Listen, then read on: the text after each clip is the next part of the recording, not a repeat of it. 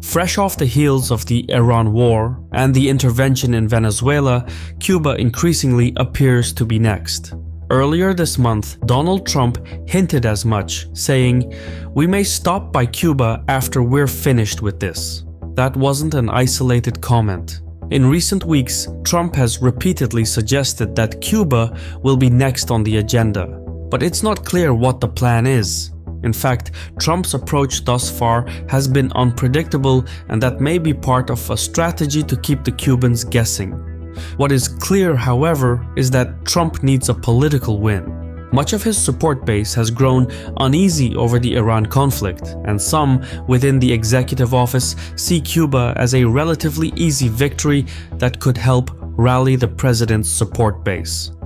A Miami Herald poll published on April 16th found that 79% of Cubans and Cuban Americans in South Florida support some form of US military intervention in Cuba.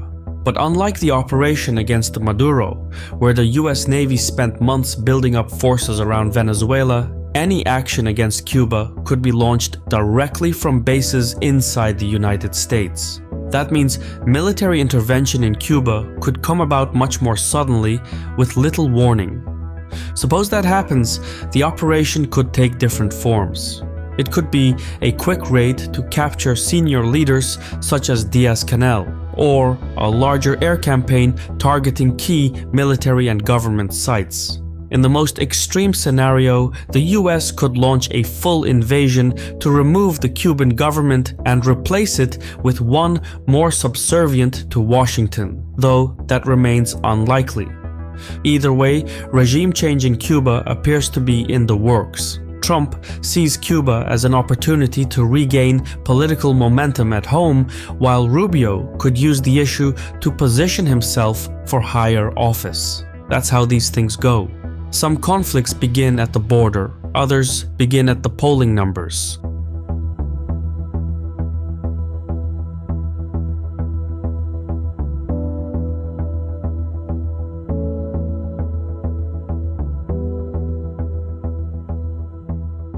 Today's video is sponsored by Supremacy World War III, a free online strategy game where you choose a real country to lead into a modern global conflict.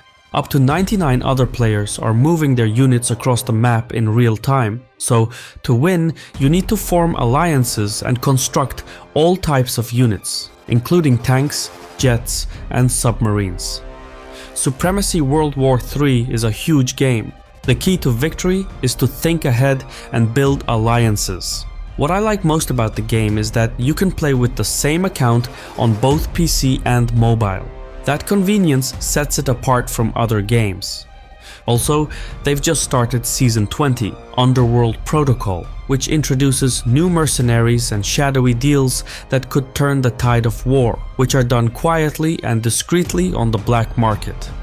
Using our link below, you will get an exclusive gift, an elite Railgun, a brand new unit in the game worth $40. The offer is only available to new players for the next 30 days. So get started sooner rather than later.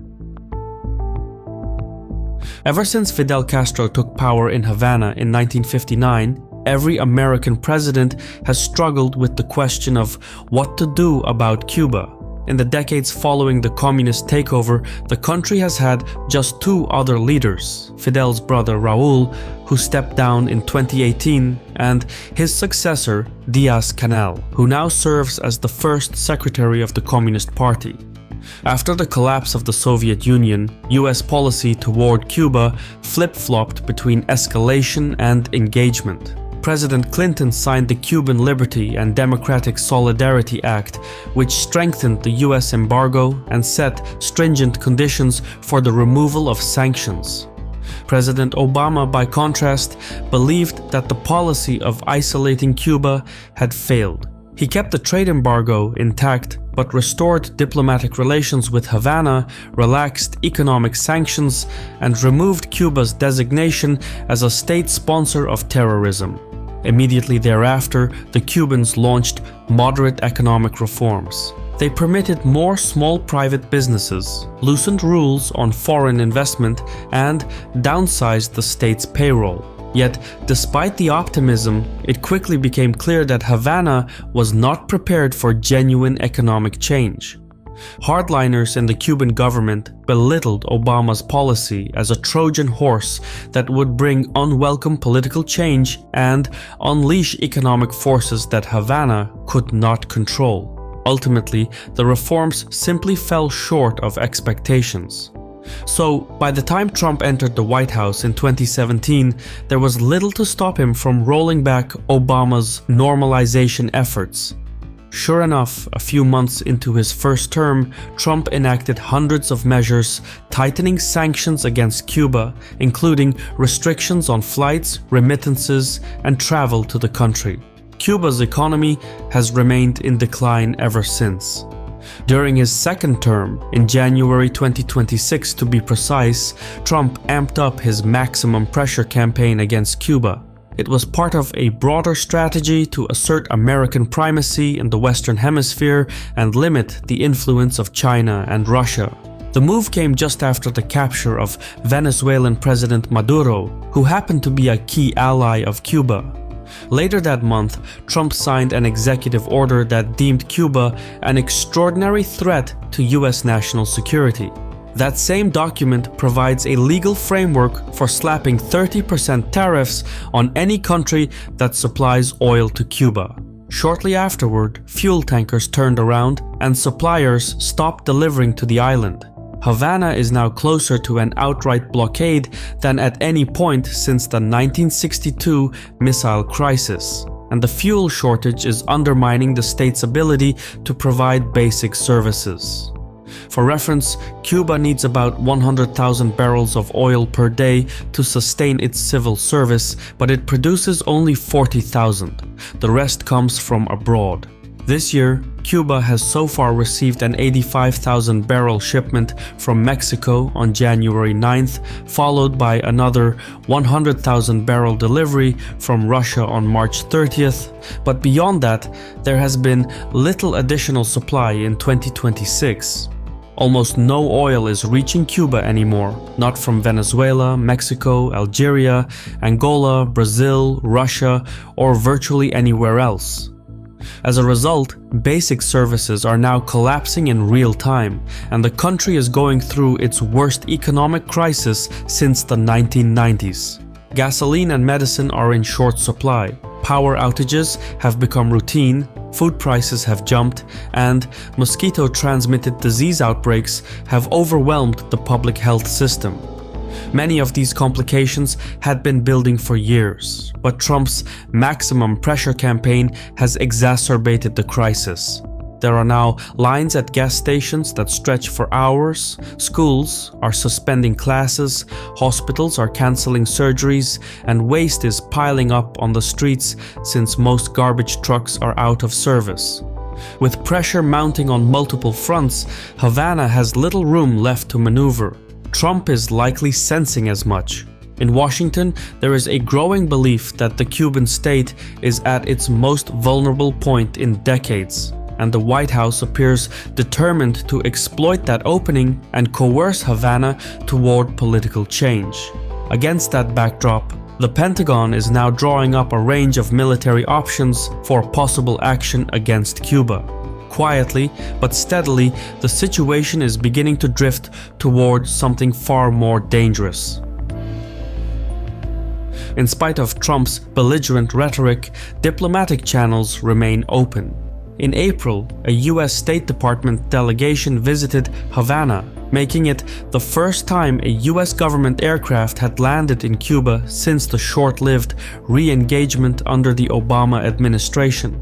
The Americans brought with them a laundry list of demands, including compensation for American residents and corporations whose assets were confiscated after the 1959 revolution, the release of political prisoners, and greater political freedoms for the Cuban population. That first point, compensation for lost property, is really at the heart of the issue though, particularly among the Cuban diaspora in the United States. Delivering some form of compensation would go a long way toward securing a political win in South Florida ahead of the midterm elections in November. Of course, a deal with Cuba would also create economic prospects for American companies, most immediately through the opening of the island's tourism sector and, in the longer term, the potential for broader investment. But for Trump, Cuba is likely as much a domestic issue as it is a foreign policy one. That said, the compensation claim could easily derail any broader agreement. According to the Assembly of the Cuban Resistance, which is an anti-government organization operating both inside and outside the country, the total claim amounts to roughly $9 to $10 billion. Given Cuba's worsening economic conditions, Havana is in no position to pay such a fee. If the Cuban leadership refuses to meet US demands or if talks collapse altogether, the Pentagon may opt for military intervention. At first, the campaign would likely remain indirect. The US could increase surveillance operations around Cuba, deploy warships near the island, and carry out military drills across the Caribbean in an effort to pressure Havana into concessions. But if those measures fail to produce results, the Pentagon could escalate by launching airstrikes against military infrastructure and government facilities, followed by special operations raids targeting senior officials. But even if no military action is taken, the threat of it must remain at an all-time high. The Cubans are notorious for their slow diplomacy and will only concede if they believe that their fate, properties, and even lives are in real danger. If the US delegation shows up to the talks without the looming threat of military intervention, the negotiations will outlast Trump's presidency, with little to show for it. And so the Pentagon must flex its muscles while diplomats do their thing.